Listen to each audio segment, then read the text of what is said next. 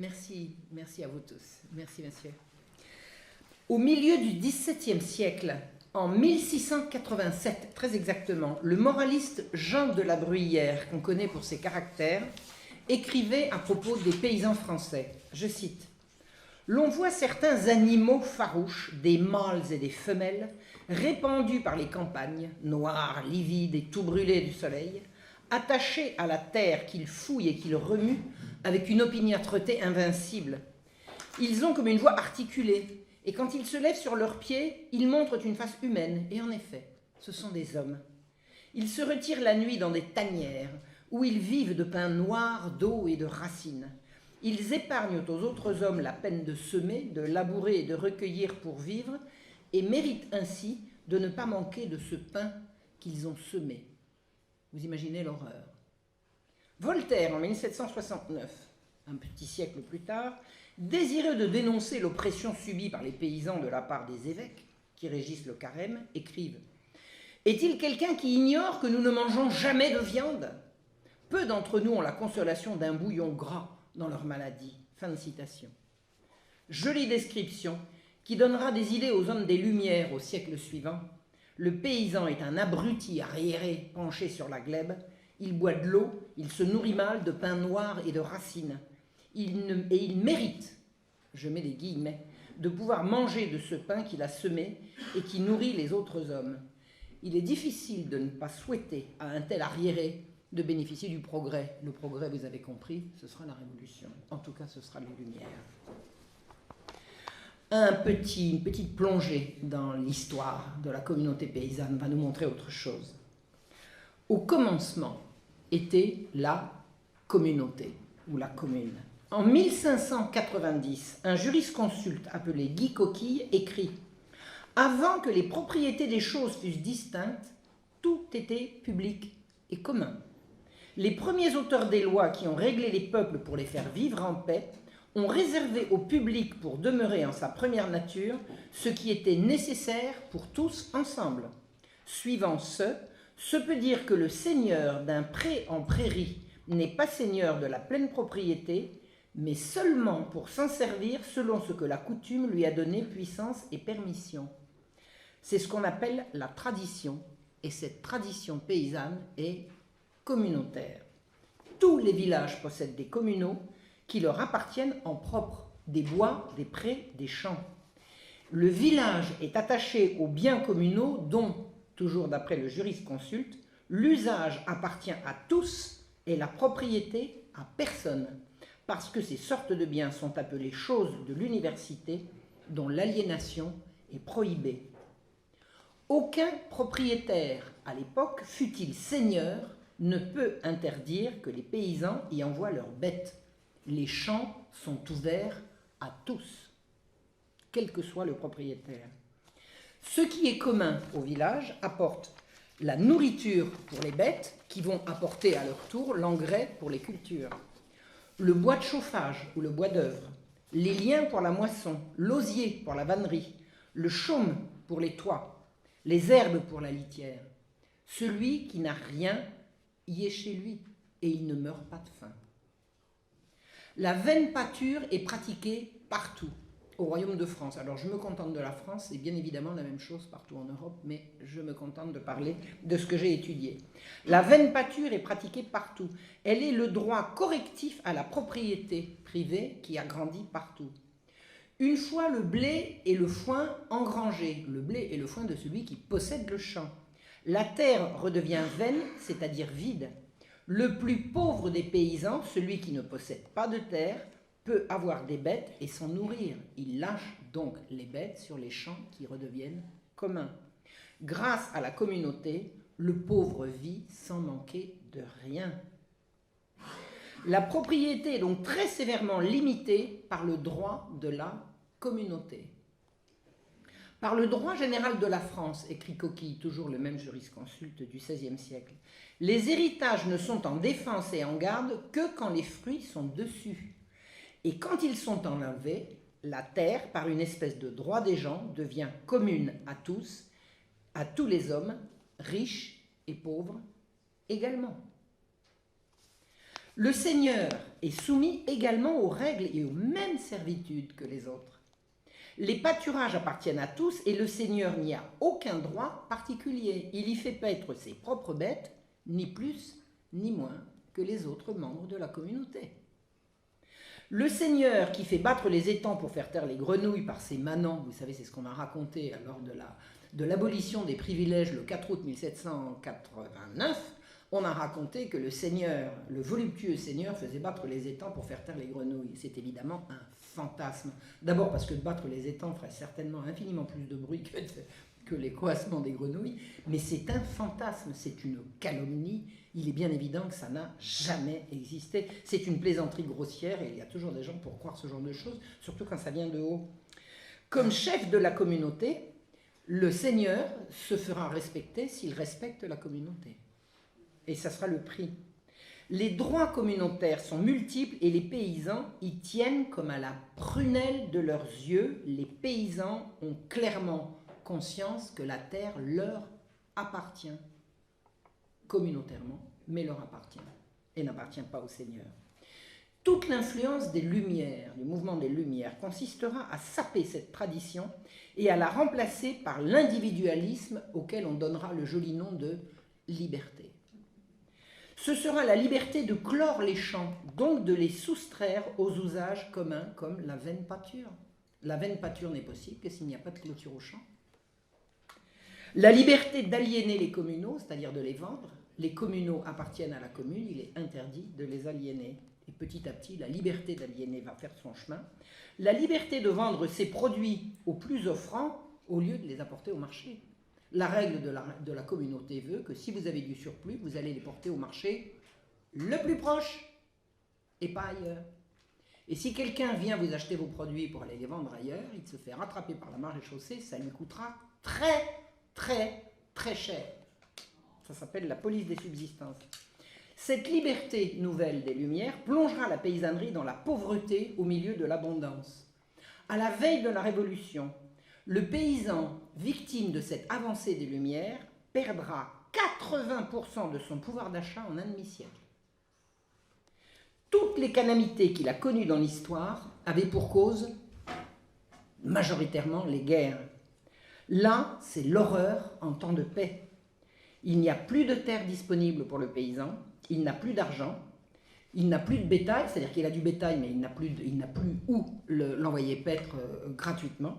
Il a froid et il a faim. Il a froid parce que les bois se sont fermés, les bois communautaires se sont fermés, et il a faim parce que s'il n'a plus les bêtes, enfin, je veux dire, il y a un cercle vicieux. Perdre 80% de son niveau de vie en 50 ans, c'est une calamité, c'est une horreur, et ça, non, les Lumières, ça commence aux alentours de... Enfin bon, les Lumières commencent aux alentours de 1740, mais là, le processus qui a mené est un peu plus long que ça. On a beau de dire que c'est l'ancien système qui est responsable de cette misère de la paysannerie, alors que ce n'est pas l'ancien système, c'est le nouveau. C'est le progrès. Comment fonctionnait la communauté paysanne? La communauté paysanne se gère elle-même. Elle-même.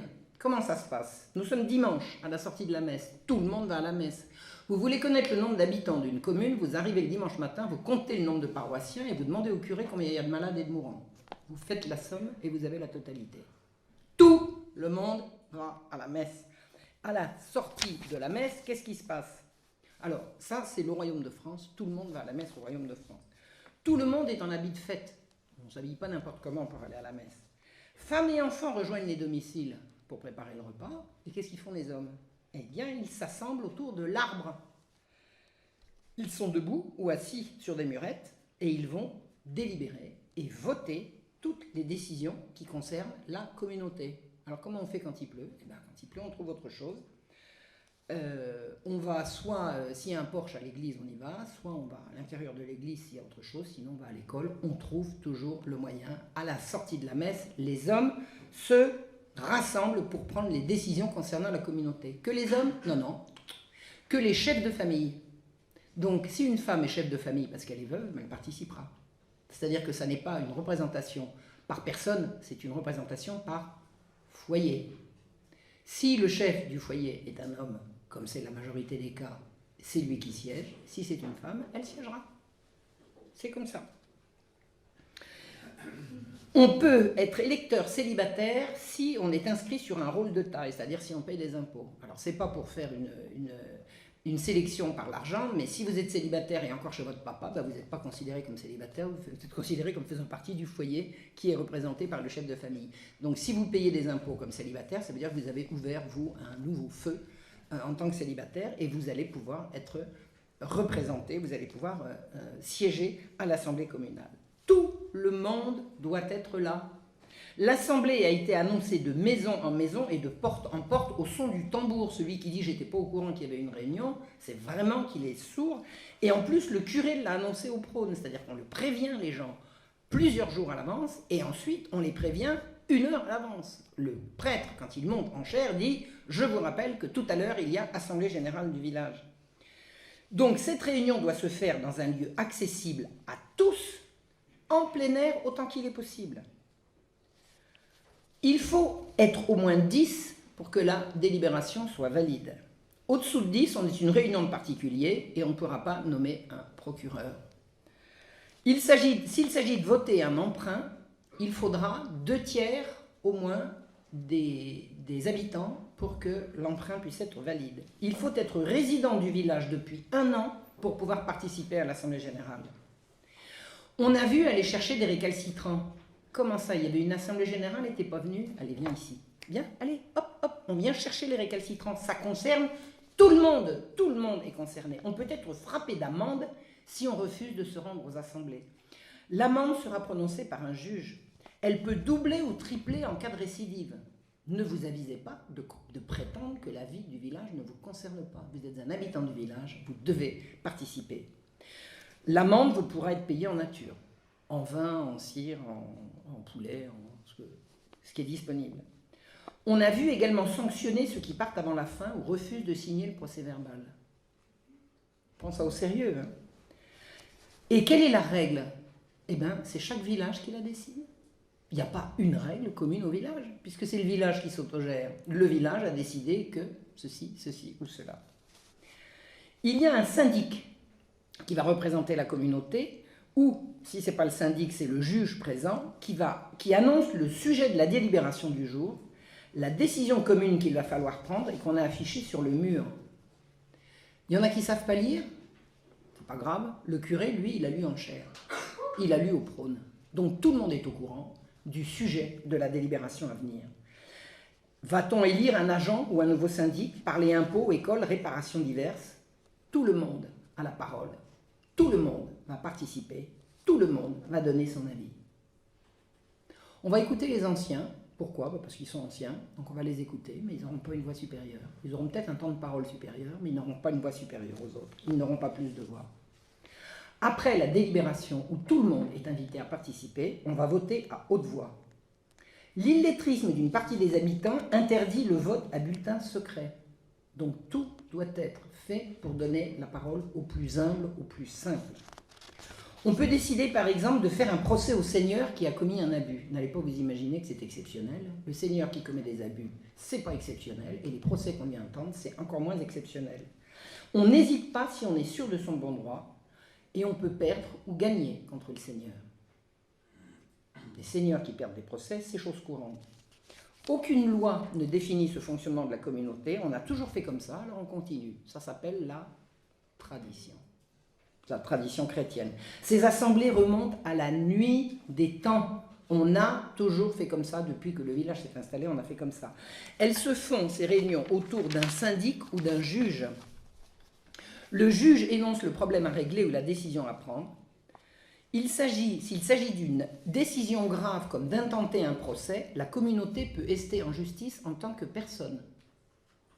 Le juge peut être poursuivi par le village. Le village est une personne. Ou d'aliéner des communaux, on suivra le Conseil des Anciens sans obligation de le faire. Aucune loi n'a jamais régi ces assemblées, autre que la loi de chaque assemblée elle-même. C'est la tradition, c'est avec elle que s'est construite la France rurale. Et c'est quand l'État, que ce soit les Lumières ou la Révolution, interviendra, qu'on donnera une voix aux seuls contribuables, laissant de côté les pauvres. On appellera ça le progrès. Turgot, dans son grand projet de réforme, a voulu qu'on ne donne une voix qu'aux propriétaires, et c'est lui qui finalement l'emportera. Alors Turgot, pour la petite histoire, Louis XVI l'a appelé en 1774, il l'a renvoyé en 1776. Turgot est mort dans l'intervalle, mais au moment où la Révolution arrive, toutes les réformes de Turgot sont passées, même dans son absence. C'est le livre que je prépare, hein, c'est le prochain ouvrage sur lequel je travaille. Comment se passe la vie communautaire? On commence par élire un syndic. Qu'est-ce qu'un syndic? Un syndic, c'est un représentant de la communauté vis-à-vis des autorités.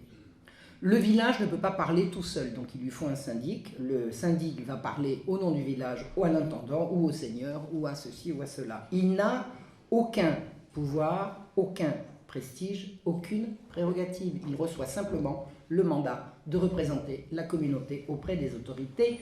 Point. Il ne touche même pas. Alors, c'est une charge sans compensation. Il est juste défrayé quand il est obligé d'aller en ville. Parce qu'on ne va quand même pas prendre ça sur... c'est quand même pas lui qui va payer le déplacement. Mais c'est tout. Donc, personne ne se bat pour devenir syndic. Mais une fois que vous avez été élu syndic, il faut vous y coller. C'est vous qui allez représenter la communauté. Il est élu à haute voix et à la majorité. Pourquoi? Parce que c'est comme ça que faisaient les aïeux. Et si c'est comme ça ici, c'est pas comme ça ailleurs. Figurez-vous que dans un village du Bigorre où on avait des difficultés à élire un syndic, un village a décidé qu'on allait distribuer au hasard, en tirant dans un chapeau, des grains de millet. Ils sont tous blancs sauf 4 noirs. Les 4 qui tirent les grains noirs vont se réunir pour voter, pour élire eux-mêmes le syndic. Ça s'appelle le tirage au sort, mais pas le tirage au sort pour écrire la Constitution. Hein. Tirage au sort pour désigner quelqu'un qui va faire la fonction pas du tout enviable de syndic. Et le village, comme ils ont demandé à pouvoir valider ce type d'élection, ils ont écrit au Conseil du roi, qui a dit ok, pas de problème, vous décidez comme ça, c'est bon. Et dans ce village de Bigorre, on tire au sort, non pas les syndics, mais les paroissiens qui éliront, qui désigneront le syndic. Le syndic est le mandataire des habitants, il préside l'assemblée, c'est lui qui dépense les deniers de la communauté. Il rend compte de sa gestion aux habitants et aux subdélégués. Alors qu'est-ce que c'est que le subdélégué? Vous avez dans toutes les provinces, dans des circonscriptions qu'on appelle des généralités, des représentants du roi qui sont les intendants. Et les intendants ont plusieurs subdélégués qu'ils envoient pour faire les enquêtes. Enfin, c'est l'envoyé de l'intendant. Donc, le syndic rend compte de sa gestion aux subdélégués, il soutient les procès du village, il est l'un des gardiens des papiers et des archives conservés dans l'église et renfermés dans un coffre de chêne dont il a une des clés. Il informe l'intendant des problèmes du village, s'il y a une épizootie, si les chemins sont défoncés, s'il y a des invasions de chenilles. C'est lui qui tient au courant l'autorité de tous les problèmes du village. Il veille au tirage au sort de la milice. Alors, le tirage au sort de la milice, c'est l'ancêtre du service militaire. Il organise la corvée royale, c'est la corvée royale des routes, et il organise le logement des gens de guerre de passage. C'est ce qu'on a inventé les rois pour empêcher les maraudes de soldats en mal d'autorité qui terrorisaient les villages. Donc on a organisé le logement des gens de guerre. Les biens de la communauté. Alors, quels sont les biens de la communauté? Il n'y a pas de communauté sans communaux. Il y a une communauté parce qu'il y a des biens communs. Les biens communs appartiennent au village depuis toujours. C'est aussi vieux que la mémoire le permet. Ils sont gérés en pleine propriété collective et ils sont défendus en justice contre d'éventuels abus des seigneurs. Il faut savoir que la seigneurie va avoir tendance, dans toutes les années qui se rapprochent de la Révolution, à vouloir mettre la main sur les communaux pour les privatiser, au nom de la liberté dont je vous parlais. Les communaux sont une source de revenus pour le village. Les habitants se répartissent le produit des coupes de bois, par exemple. Mais on peut également, si on a des prêts, les louer et faire entrer le prix de la location de ces communaux dans le budget de la communauté. Ils sont donc l'objet de la convoitise des seigneurs qui vont tenter sans relâche de se les approprier. Or, les malheurs de la guerre, le XVIIe siècle, c'est une succession de calamités qui ont... Alors, vous avez la Fronde, vous avez la guerre. Le XVIIe siècle, c'est la Fronde et... Oh, c'est pas possible. Les guerres de religion. Les guerres de religion s'arrêtent quand même. C'est plutôt 16e et 17e siècle.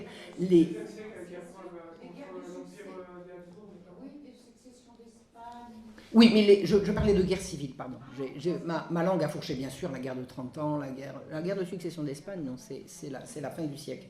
Mais toute guerre, que ce soit la guerre civile qui est le plus épouvantable, parce que ce sont des armées qui battent la campagne et qui laissent... On disait que la Fronde laissait 40 km de cendres quand elle passait quelque part. 40 km de large, il n'y avait plus rien. Il n'y avait plus âme qui vive, plus un animal, plus un arbre, plus une maison debout. C'est absolument épouvantable.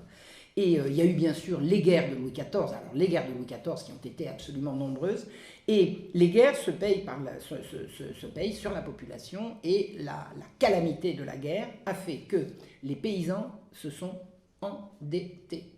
Or, comment fait un paysan, comment fait une communauté pour rembourser ses dettes? Elle aliène ses communaux. Elle vend ses biens collectifs. C'est comme le père de famille qui vend ses meubles ou qui les brûle pour pouvoir chauffer la famille. L'appauvrissement de la paysannerie vient de là. Donc, ce sera à la cause du renversement de l'ancien équilibre communal. La communauté paysanne a fonctionné pendant très très longtemps avec un bon équilibrage de ses revenus et de ses dépenses. Mais là, le siècle le 16e et le 17e siècle ont été absolument calamiteuses pour la paysannerie et l'ancien équilibre communal a été rompu. Or, en 1667, Louis XIV va prendre des mesures autoritaires. Pourquoi? Parce que tel est mon bon plaisir, c'est comme ça que se terminent les décisions du roi très chrétien. Le roi donc va prendre des mesures autoritaires pour que les communautés puissent rentrer dans la pleine propriété de leurs communaux aliénés. Le roi va d'un trait de plume annuler les dettes des paysans et leur interdire de continuer d'aliéner leurs communaux sans en passer par l'intendant, c'est-à-dire que le roi va rendre obligatoire la demande d'autorisation de l'intendant pour intenter un procès, alors qu'avant les paysans... Alors, petite mise au point, la seigneurie va de moins en moins être seigneurie d'épée pour devenir seigneurie de robe. C'est-à-dire qu'au fur et à mesure que les juges vont devenir de plus en plus riches, ils vont investir dans la terre, ils vont devenir les nouveaux seigneurs et gagner un procès contre des paysans quand on est un seigneur de robe ou un seigneur d'épée, c'est pas la même chose. C'est-à-dire qu'en fait, les nouveaux seigneurs sont rompus à toutes les arcanes de la justice et ils savent comment berner, ils savent comment gagner un procès à tous les coups. Et ça a été une calamité. Et c'est ça que Louis XIV, par son édit de 1667, a voulu interdire en disant, en obligeant les communautés qui veulent intenter un procès à leur seigneur à demander d'abord l'autorisation de l'intendant. Et le rôle de l'intendant est de protéger la communauté contre elle-même d'abord et ensuite contre les grippe-sous qui veulent la ruiner. Les Lumières, le mouvement des Lumières ne va pas cesser de pousser les autorités à privatiser les communaux. Et le mouvement des Lumières va également atteindre les intendants. Au fur et à mesure, les intendants au début sont absolument dévoués au roi qui les veut dévouer à la communauté. Et petit à petit, le mouvement des Lumières va intoxiquer les intendants qui vont devenir de plus en plus les représentants des intérêts des nouveaux venus, des intérêts des Lumières. Enfin, le ver va être dans le fruit et les communautés paysannes vont être de plus en plus isolées par rapport à leur tradition et à leur désir de continuer comme devant. Donc, le mouvement de recul des communaux, de privatisation des communaux, il est européen au nom de la libre entreprise. Ça, c'est pas que la France, c'est partout. La libre entreprise, la liberté, c'est ce qu'on appelle le libéralisme. Moi, avant, je croyais que le libéralisme, c'était bien. J'ai compris que le libéralisme, c'est de laisser le renard libre dans le poulailler libre. Hein. Et la société paysanne, sous la protection du roi très chrétien, on n'est pas libéral. Vous savez, la loi qui interdit, protège. C'est la liberté qui opprime les pauvres, clairement. Hein. C'est pas de moi, hein, c'est d'un prêtre du 19e siècle qui s'appelait Lacordaire, qui a dit entre le riche et le pauvre, c'est la loi qui protège et la liberté qui opprime. Il en a dit un petit peu plus long, mais en gros c'est ça. Donc, le village, je vous ai dit, est une communauté catholique. La communauté c'est la paroisse, et la paroisse c'est la communauté. S'il faut 10 habitants pour faire une communauté, il faut 10 maisons pour faire une paroisse. L'église est le centre de la communauté. Elle est fortifiée À l'origine, avant qu'il y ait des châteaux forts, il y avait des églises fortifiées. Donc elles servaient de refuge avant la construction des châteaux. Le clocher, qui est vraiment la partie la plus visible de l'église, il montre l'église, il porte la cloche qui marque les heures de la journée, les heures de travail, les heures de la prière, elle sonne l'alarme ou la délibération. La délibération de l'assemblée communautaire se fait au son de la cloche. Donc tout se fait autour de l'église. On grimpe au clocher pour guetter l'approche de l'ennemi éventuel. Et si un danger guette, on sonne le tocsin. Je vous conseille, le tocsin ayant régi la vie de nos aïeux pendant des générations et des générations, nous sommes à l'ère d'Internet, vous allez chercher tocsin sur Internet et vous mettez sur YouTube, vous allez entendre ce que c'était que le tocsin. Et vous allez en frémir. Vous allez frémir. Savoir que la dernière fois, je crois qu'il a sonné, c'était en 14. Je crois que c'était en août 14. L'église, alors la cloche a une telle personnalité qu'on la baptise en lui donnant des noms de saints. L'église, la cloche fait partie, elle est une personnalité symbolique très très forte du village. L'église appartient tellement aux habitants qu'ils tiennent leurs assemblées communales où ils font la classe, là où il n'y a pas d'autre lieu. C'est-à-dire que quand on ne sait pas où aller, eh ben on va de toute façon se retourner à l'église. L'église est à nous. L'église est à nous. Le prône du prêtre est une instruction religieuse, mais c'est aussi une instruction administrative ou même judiciaire. En l'absence de journaux, c'est au prône qu'on prend connaissance de l'actualité. Une naissance, un mariage ou la mort d'un prince seront déclarés au prône. À propos, alors là écoutez bien, c'est très intéressant, à propos des filles qui cachent leur grossesse, il y a des filles qui cachent leur grossesse, donc il y a des lois pour obliger les filles à déclarer qu'elles sont enceintes, même si ça n'est pas de leur légitime époux, vous m'avez compris. Une déclaration du roi prescrivit en 1708, alors 1708 c'est Louis XIV, de lire au prône tous les 3 mois systématiquement, un édit de Henri II qui date de 1556, qui oblige toute fille enceinte à déclarer sa grossesse, dans le but de prévenir les infanticides, vous avez compris, et cet édit exposait en termes très précis les actes et les excuses de leurs auteurs.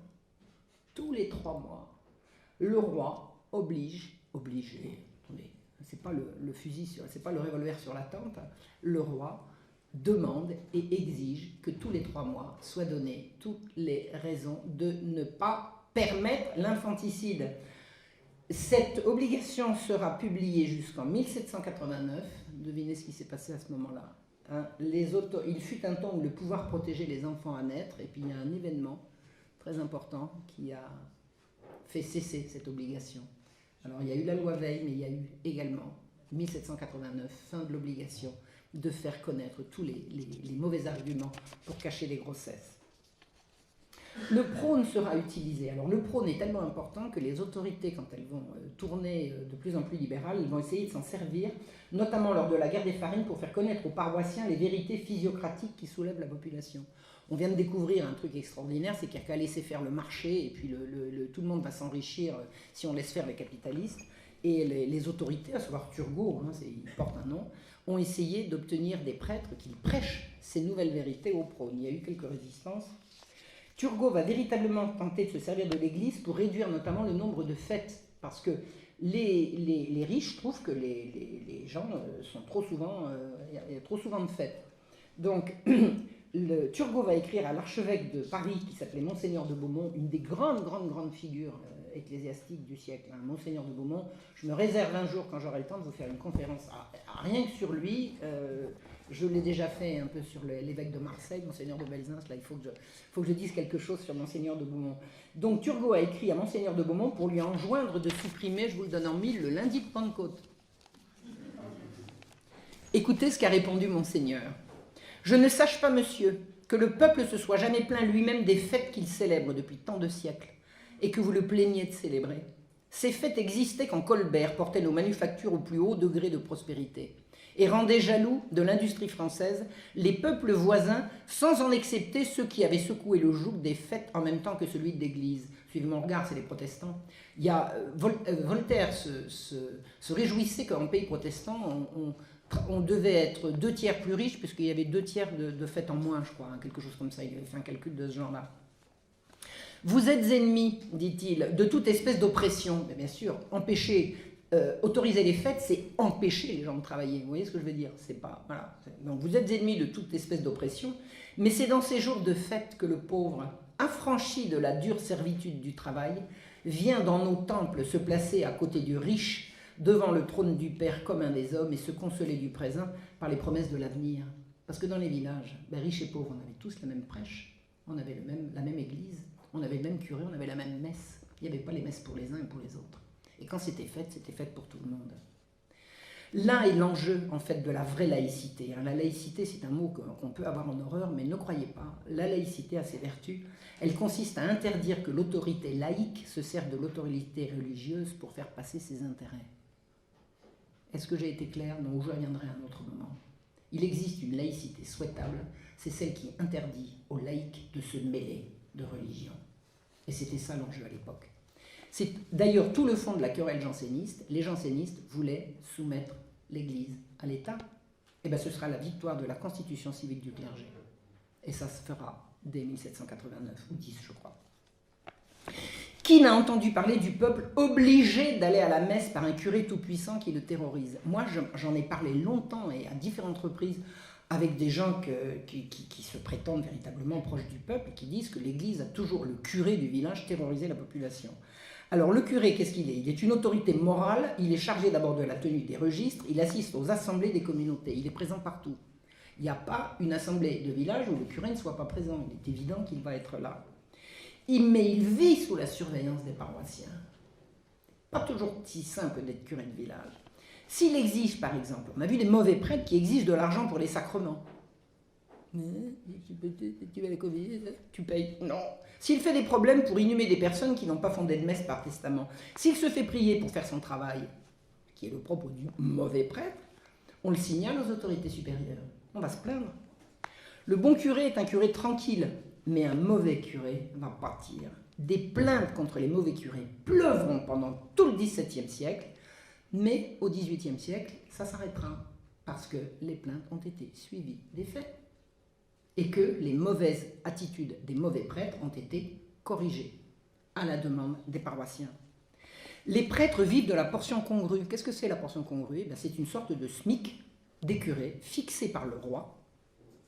Il est interdit de payer un prêtre moins que la portion congrue. Alors elle est congrue, elle n'est pas énorme, mais le village...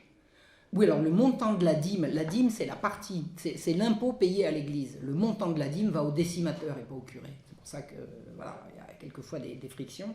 Donc le plus gros de la dîme va au gros décimateur, c'est-à-dire plus haut dans la hiérarchie. Donc la communauté, elle est dans l'obligation de pourvoir aux besoins de son curé.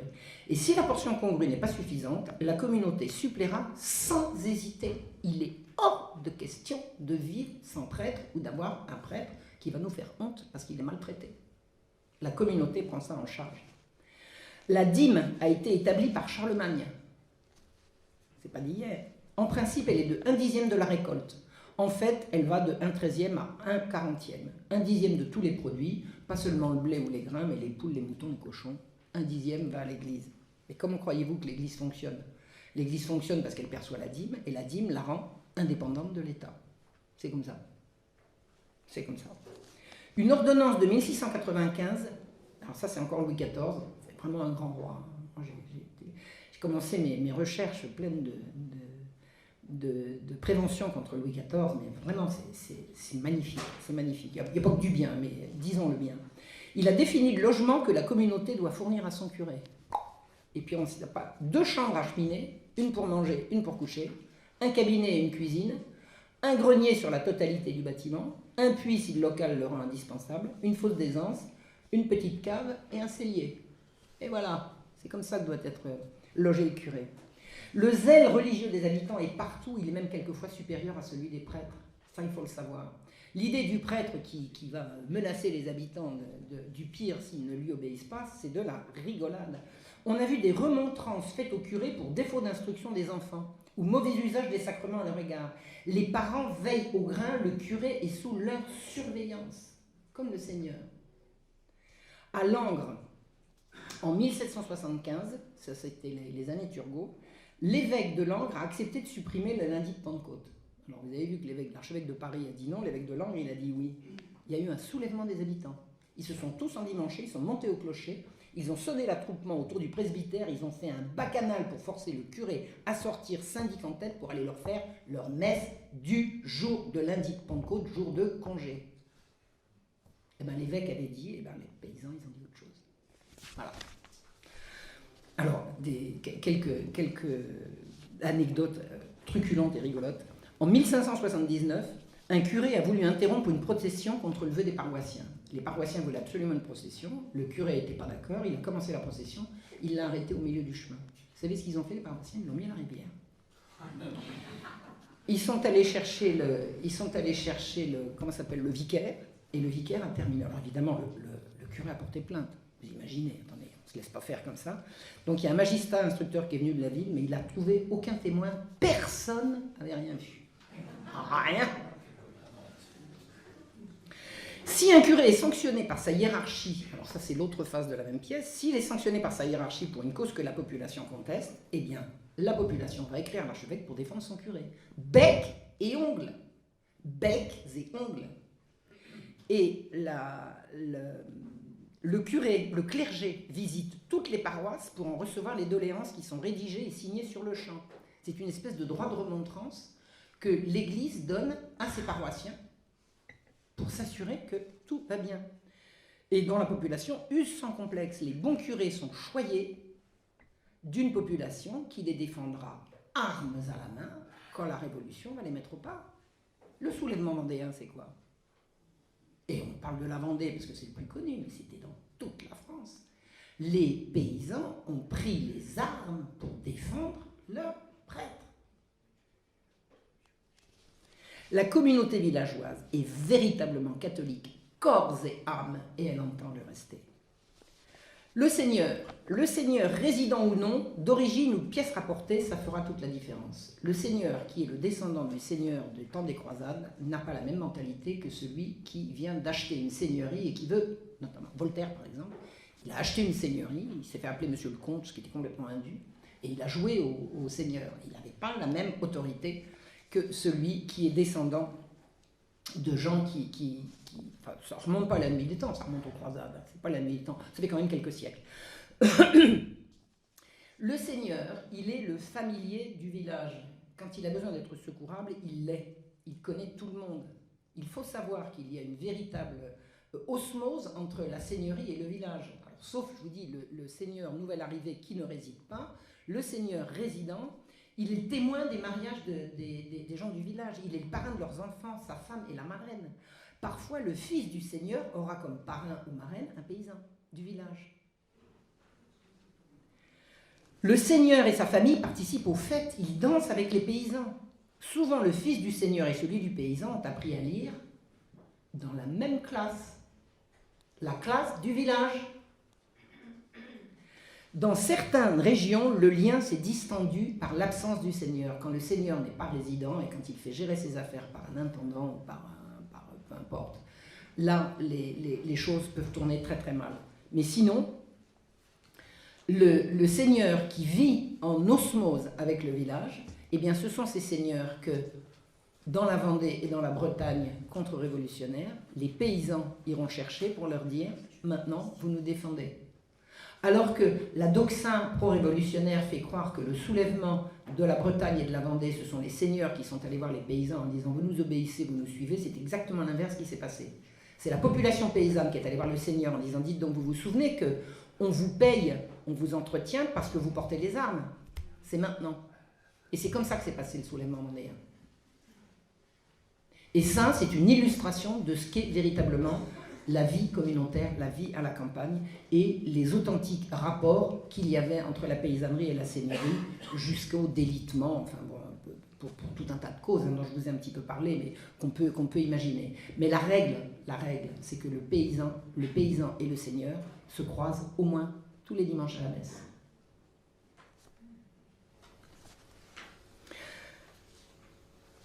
Si le Seigneur est odieux, seule l'autorité supérieure, c'est-à-dire le roi et ses représentants, il pourra quelque chose. Si le Seigneur est odieux, c'est l'enfer.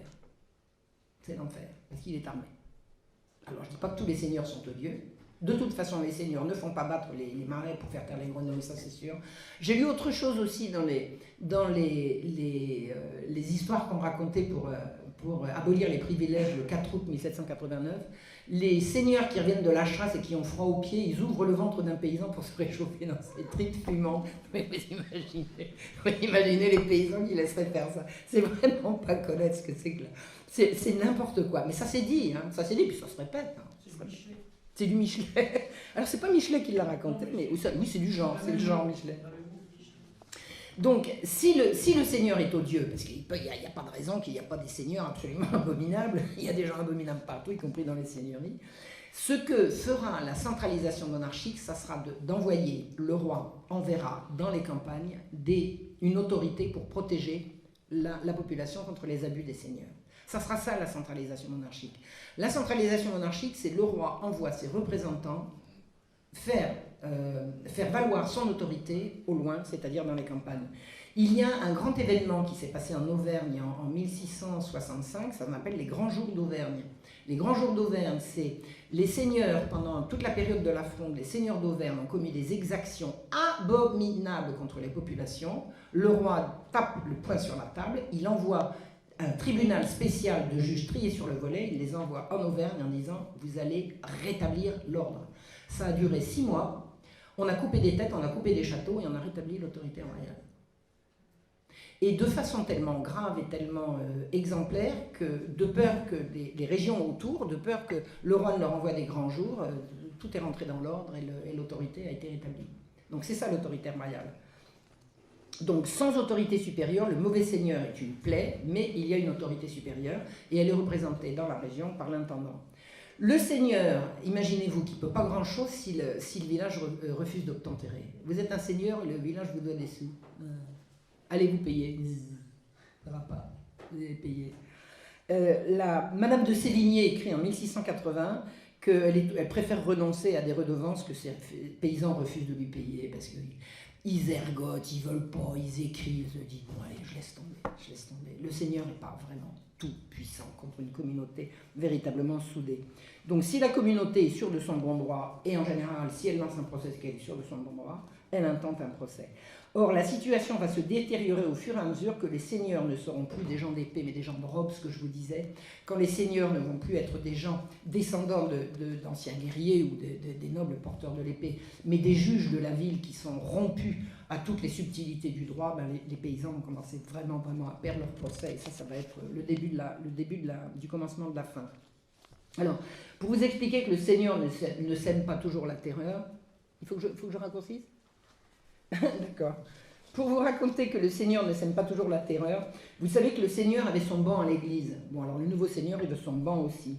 Et certains veulent une bénédiction spéciale directement au goupillon et pas la bénédiction. Vous savez, aspergesme au début de la messe, le curé ne va pas s'arrêter pour un aspergéen plus qu'un autre bel seigneur et il dit « moi je veux ». Ben non, bah si, bah non, bah si. Alors, il y a un curé, il a dit « vous voulez ». Il a attaché une queue de cheval à son goupillon. Il a complètement noyé la perruque toute neuve du Seigneur qui était arrivée tout endimanchée. Et il y en a un autre, il a tellement trempé la dame du Seigneur qu'elle a été obligée de quitter la messe pour aller se changer. Alors il y a certainement eu des sanctions, parce que c'est pas possible autrement, en attendant tout le monde a bien rigolé. Et ce genre de mésaventure déplaît tellement au Seigneur qu'il a intérêt à se tenir à carreau et il ne faut pas pousser les paysans, quoi. Ben, je regrette que Stéphanie soit pas là, parce qu'elle le sait, ça, faut pas pousser les paysans quand même, elle connaît ça. Et il y a un curé un jour qui a refusé d'encenser le Seigneur séparément. Pareil, l'encensement, on encense, le curé encense la communauté. Non, il voulait un encensement spécial. Il a fait, le Seigneur l'a poursuivi en justice pendant 26 ans. Il n'a pas voulu céder. Il y a eu 5 arrêts successifs qui ont condamné le curé à obtempérer. Il a obéi au 6e, 26 ans après. Donc, je vais vous dire que le Seigneur ne fait pas toujours la terreur dans le village. La charge des impôts. Alors les impôts, ils sont payés par les villages, c'est bien connu. La charge des impôts a été très très lourde. Elle a été source d'une oppression très douloureuse. La charge des impôts sur les villages, ça a été terrible. Alors, comment se fonctionnait la subdivision? Une élection, c'est la subdivision administrative chargée de l'impôt qui correspond au territoire de l'intendant. L'intendant, il gouverne une généralité dont la subdivision sur le plan de l'impôt s'appelle une élection. Et un élu, c'est un agent de l'élection. L'impôt le plus lourd que l'élu va aller rechercher dans les villages, c'est la taille. S'en faire exempter est un sport national. C'est un sujet extrêmement complexe compte tenu de l'évolution de la seigneurie qui toujours tentera d'échapper à l'impôt. Toujours, les riches vont réussir à ne pas payer. Et moins les riches payent, plus les pauvres payent. Je ne vous fais pas un dessin. Le village se gère lui-même sur le plan de la répartition de l'impôt. Il décide de la somme de la répartition et de l'usage de ses charges communales à lui. Mais l'impôt, il ne décide de rien, il doit juste le répartir. Hein. Le village, je vous ai expliqué, il gère ses propres revenus et ses dépenses. Quand l'impôt arrive, on l'impose. C'est le principe de l'impôt, c'est qu'il est imposé. Hein. Mais, alors, la taille est très très lourde. L'impôt royal ne cessera d'augmenter jusqu'à devenir insupportable. Ça, c'est le sujet d'une autre de mes recherches, c'est l'oppression de la dette. La dette va monter jusqu'à exploser en 1789. Hein, c'est là que ça se passe. Donc, les élus reçoivent de l'autorité royale le montant de l'impôt qu'il va falloir répartir. Donc, les élus font les impositions en mai, ils envoient les rôles en juillet, et l'année fiscale commence le 1er octobre. Et les recouvrements dans le village commencent dès le début du battage. Donc, le montant doit être réparti dans le village, et qui est-ce qui va le répartir ? Ben, le village, la communauté. C'est la communauté qui va répartir l'impôt. L'assiette de l'impôt va être faite par des assesseurs qui sont pris à tour de rôle parmi les habitants. Et les assesseurs sont nommés devant le juge seigneurial. Ils sont toujours désignés par la communauté qui a été convoquée et réunie au son de la cloche à la sortie de la messe, etc., comme tout le reste. C'est comme ça qu'on répartit les impôts. Toutes les mutations survenues depuis l'année précédente sont déclarées publiquement et les réclamations sont entendues. Vous avez vendu votre champ, vous avez vendu ceci, cela. Tout le monde doit le savoir. Parce que sinon, l'assiette ne pourra pas être répartie de façon équitable. On discute de la réduction des cotes de certains pour services rendus. Le maître d'école, on lui allégera sa taille, je crois même qu'on lui supprime. Enfin, il y a plusieurs personnes qui ont droit à des réductions de la taille, mais c'est décidé par le village, par l'assemblée des habitants. La répartition tiendra compte du résultat d'enquête sur le nombre de feux, la gelée, la grêle, l'incendie ou toutes les calamités intervenues dans l'année. Le sport local, alors là vous allez reconnaître la paysannerie française, consiste à cacher son aisance pour ne pas trop payer.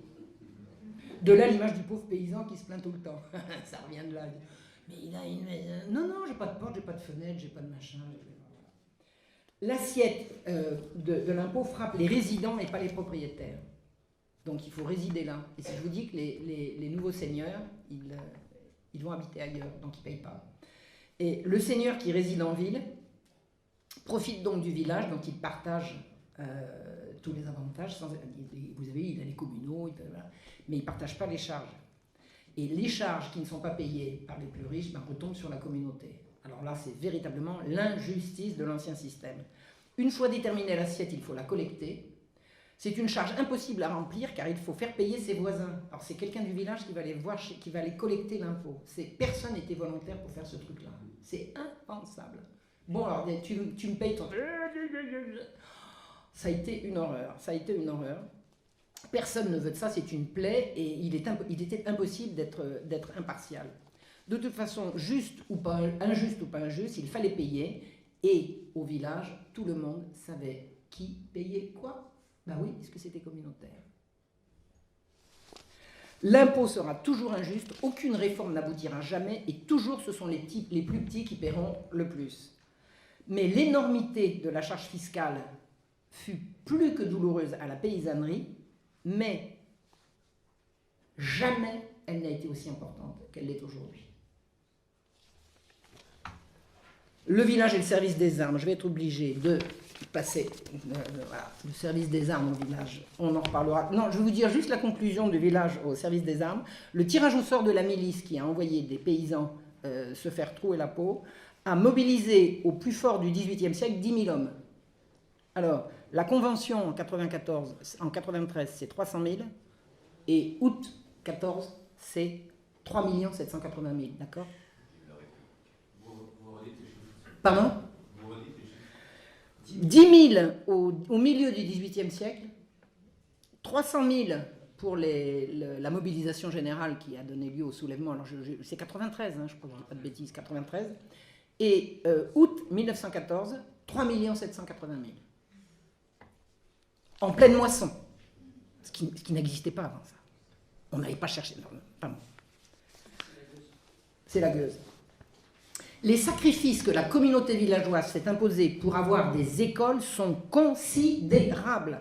C'est la commune qui construit, qui achète ou qui loue la maison d'école et qui subviendra à la rétribution des maîtres. Il y a des écoles partout en France, dans tous les villages, depuis le Moyen-Âge. D'accord ? Alors, la Révolution qui a inventé les écoles, arrêtez. Un ambassadeur vénitien au XVIe siècle déclarait, après avoir traversé la France, qu'il n'y avait personne en France qui ne sût lire et écrire. Je pense qu'il exagérait, mais il y a quelque chose à retenir dans cette déclaration qu'il a écrite. Louis XIV a rendu l'école primaire obligatoire dans tout le royaume. Il n'a pas eu besoin qu'il la rende obligatoire pour qu'il y en ait, mais il l'a rendue obligatoire. Il l'a rendue obligatoire jusqu'à 14 ans. Le zèle des évêques n'était pas moindre que le zèle du roi pour multiplier les écoles, puisque les évêques exhortaient les curés à prêcher l'école en chair pour les paroisses les plus riches et les plus pauvres, parce que en faisant des enquêtes, on se rendait compte que toutes les paroisses n'avaient pas d'école ou d'école suffisamment. Donc, on faisait campagne pour qu'il y ait des écoles là où il n'y en avait pas. C'est l'Église, l'État et la communauté qui concouraient à la nomination des maîtres. L'Église en formant les maîtres, puisque c'est l'Église qui a le savoir, donc c'est elle qui va former les instituteurs, elle les approuve et les surveille. L'État, c'est-à-dire les intendants, autorise la nomination et l'entérine, mais qui choisit le maître et qui le paye? Mais la communauté. Jusqu'à la Révolution, c'est l'Assemblée générale des habitants qui nomme les maîtres d'école, qui les recrute, qui va les chercher et qui leur donne le programme qu'ils vont appliquer.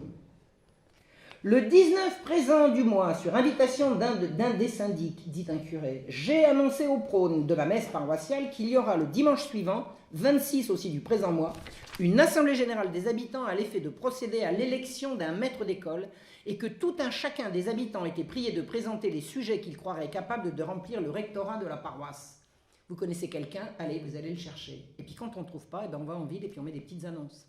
Nous recherchons un maître d'école, on appelait ça un recteur d'école pour tel village. On a mis des affiches partout, on demande au curé d'examiner les candidats et on fait aussi examiner les candidats par une commission des habitants qu'on considère les plus instruits. L'élection du maître ou du recteur d'école a lieu à haute voix. S'il y a des réclamations, on va demander l'arbitrage de l'intendant puis on va convoquer une nouvelle assemblée. La nomination du maître est donc de la responsabilité exclusive des habitants, une fois pris les avis de toutes les personnes compétentes. Il est impensable qu'aucune autorité impose un instituteur à un village, ni le roi, ni l'Église. Ce sont les parents qui gèrent l'école. On rédige avec le maître un acte qui sera encore débattu et consenti à l'Assemblée. C'est un contrat d'embauche du maître, rédigé comme un bail 369, à la volonté des parties. On fixe son salaire, ses avantages, par exemple l'exemption de la taille. Outre la classe, on pourra lui demander de sonner les cloches, de conduire l'horloge, tout ça c'est un contrat. Si tout le monde est d'accord, c'est comme ça que ça va se passer. Le matin, la classe commence. Alors c'est uniquement en hiver, hein. En été, les gosses ils sont ailleurs. Hein. Le matin, la messe. Ensuite, la lecture, l'écriture, l'arithmétique, le latin, indispensable, copie des textes sur une page blanche, et la demande est très forte de la part des parents qu'on apprenne à leurs enfants à lire les vieux manuscrits. Ça s'appelle la paléographie. Lire les vieux manuscrits, vous avez deviné pourquoi? Pour qu'on puisse aller rechercher dans les anciens textes des droits, pour pouvoir contester éventuellement des abus du Seigneur, ou pour pouvoir rechercher d'anciens droits. Donc on veut pouvoir lire les anciennes chartes de la communauté. Donc les parents ont toujours voulu, et ils se sont imposés de très très lourds sacrifices pour que leurs enfants puissent aller à l'école au village, école obligatoire par Louis XIV jusqu'à l'âge de 14 ans. Donc c'est l'Assemblée générale des habitants qui décide qui paye quoi. Aucune injonction ne vient de plus haut, sauf le salaire minimum imposé par le roi.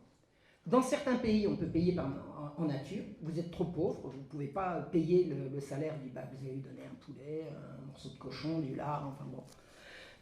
Et hors période scolaire, le maître peut se rendre utile à d'autres occupations à sa portée. Je laisse tomber là, je veux absolument arriver à la conclusion parce que vous allez voir, c'est très très important.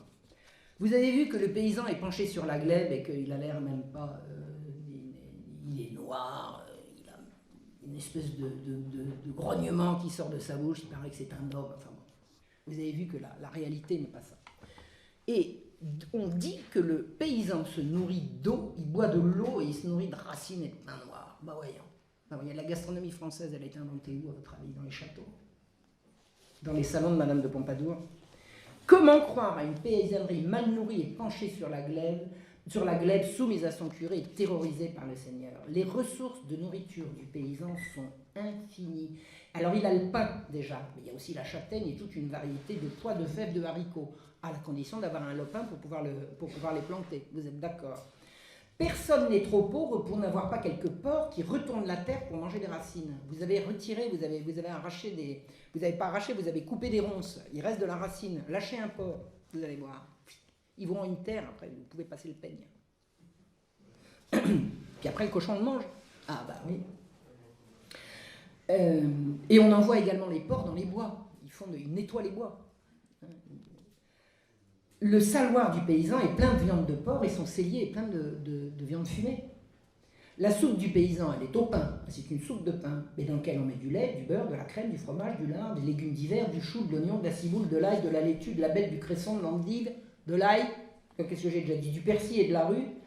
Vous croyez que le paysan mange des racines? Bah oui, des carottes par exemple. Ou des navets. Puis il y a un beau jour de la patate. Tout ça, c'est de la racine. Ça nourrit bien, non? Et les arbres, ils ne donnent pas des pommes, des noix, des noisettes avec lesquelles on fait de l'huile? Vous imaginez le paysan nourri de pain noir et de racines, mais ça n'a pas de sens. Ça n'a pas de sens. Et qui n'a pas des poules dont on va consommer la viande une fois l'an, mais les œufs tous les jours? On boit de l'eau? Bah oui, quand on ne boit pas du vin, du cidre, on brasse sa bière. D'où croyez-vous que vient la gastronomie française? Faire croire que le paysan ne mangeait pas de viande est une plaisanterie. D'ailleurs, comment Voltaire peut-il en même temps dire qu'il ne mange pas de viande et reprocher au curé de leur imposer de ne pas en manger pendant le carême? Vous suivez? La profession de boucher était tellement florissante qu'il y avait plusieurs bouchers par village. Pendant le carême, tous les vendredis, on s'abstient. Donc, c'est le jour du poisson. Où est-ce qu'on va trouver le poisson? Bah, dans les étangs. Les étangs, avant que les lumières arrivent en disant « ce sont des marais putrides, on va les transformer en terre à blé ». Et ça fait reculer le niveau de vie du paysan. La condition pour se nourrir bien, c'est d'avoir des bêtes et de pouvoir nourrir les bêtes. Plus on clôture les champs, moins il y a d'espace disponible pour nourrir les bêtes. C'est le progrès des lumières et du capitalisme, enfin des lumières, disons des lumières, de la physiocratie, toute la nouvelle mentalité libérale qui va faire reculer le niveau de vie du paysan jusqu'à l'explosion de 1789. Aussi longtemps que les paysans ont vécu dans l'ancien système, sauf en période de guerre qui est la calamité habituelle, c'est l'abondance. C'est l'abondance. L'abondance de l'alimentation est tributaire de la possibilité de nourrir ses bêtes gratuitement et tout recul de la communauté verra automatiquement l'appauvrissement des pauvres et l'enrichissement des riches. L'État a été pendant longtemps oppresseur par la charge fiscale qu'il a imposée, mais le défenseur avec la surveillance paternaliste des intendants qui ont interdit, comme je vous l'ai dit, les procès mal engagés. En prenant sous son aile la communauté, le roi a préparé leur mort. Parce qu'à partir du moment où l'autorité de l'intendant va se mêler des affaires du village, quand l'intendant est du bon côté, c'est bon, quand il devient physiocrate et homme des Lumières, c'est la catastrophe. Et c'est ça qui s'est passé.